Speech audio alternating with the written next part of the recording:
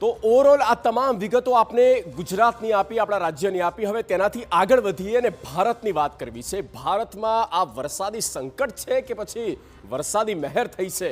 ઉત્તર ભારતમાં કેવી સ્થિતિ છે? આપણે તમામ ગ્રાફિક્સના માધ્યમથી સૌથી પહેલા આપણે વિગતો દર્શાવવા જઈ રહ્યા છીએ, જેમાં આવનારા 3 દિવસમાં શું થવાનું છે. ભારે વરસાદનું એલર્ટ છે. આવનારા 3 દિવસની જે સ્થિતિ છે તેની આપણે વાત કરવામાં આવે તો આવનારા 3 દિવસ માટે ભારે વરસાદ ક્યાં છે આપણે નામ પણ આપી રહ્યા છે. જમ્મુ કાશ્મીરમાં સૌથી વધારે સ્થિતિ આ પહાડી રાજ્યોમાં બગડતી હોય છે.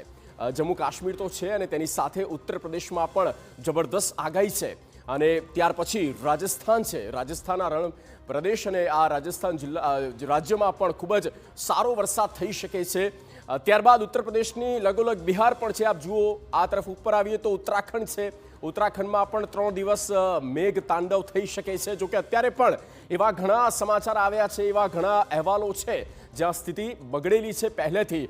પંજાબમાં પણ કઈ રીતે પૂર જેવા હાલ છે તે આપણે સતત જોતા આવ્યા છીએ. પંજાબ હોય, હરિયાણા હોય, ત્યાં પણ આવનારા 3 દિવસ એટલે કે 72 કલાક ભારે રહેવાના છે. ત્યારબાદ સેન્ટ્રલથી નીચે આવે તો મધ્યપ્રદેશ છે, ઝારખંડ, છત્તીસગઢ અને સાઉથમાં કેરળમ. અને કેરળમમાં પણ સ્થિતિ જ્યાંથી શરૂઆત થતી હોય છે વરસાદની નૈઋત્ય ચોમાસું જ્યાં સૌથી પહેલાં બેસે એ કેરળમ છે. અને કેરળમાં મધ્ય ઉપર પહોંચ્યો છે ચોમાસું અને ત્યાં હજી પણ આવનારા 72 કલાક માટે જબરદસ્ત વરસાદ થઈ શકે છે. તો આ ભારતનો ચાર્ટ છે અને ભારતની આ તમામ જે સ્થિતિ રાજ્ય પ્રમાણે અમે આપને પહોંચાડી.